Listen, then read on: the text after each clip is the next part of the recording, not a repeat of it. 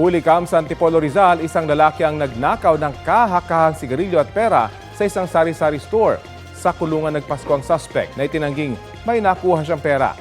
Balitang hatid ni Bea Pinlac.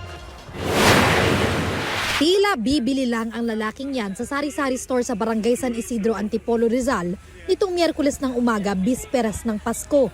Maya-maya, may kinakalikot na siya sa bandang harapan. Sunod na siyang nakitang may bitbit na lalagyan habang paalis ng tindahan. Ang bitbit umano ng lalaki, 15 kaha ng sigarilyo at 6,000 pisong cash. Dito niya po dinukot yung lagayan po ng sigarilyo. Tapos pagdukot po, labas po siya doon. Basta po yung pera? Andito po, sa lagayan po ng sigarilyo, wala na pong laman. Wala na po. Yung mga resibo po, hindi na po nasa ole. Humingi siya ng tulong sa barangay para i-review ang CCTV at mahuli ang magnanakaw. Napag-alamang ang suspect na si alias MM, ang 24 anyos pala niyang kapitbahay.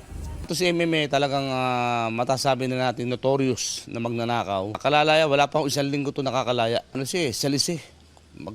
Magkakaroon siya ng pagkakataong magnakaw, wag nanakaw siya. Kahit tindahan, bahay, kung ano yung pwede niyang matsyempohan na nanakawan. Naaresto kalaunan ng suspect na aminadong nagnakaw siya ng sigarilyo. Pero wala raw siyang kinuhang pera. Inabot na siya ng Pasko sa kulungan. Nag-trip lang po kami ng mga kaibigan ko para mapagsigarilyo. Wala pong pera, sir.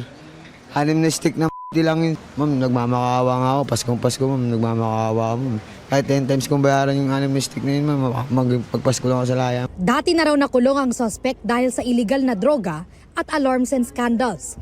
Reklamong theft ang isasampa ngayon laban sa suspect na nakapiit sa custodial facility ng Antipolo Police. Bea Pinlac, nagbabalita para sa GMA Integrated News.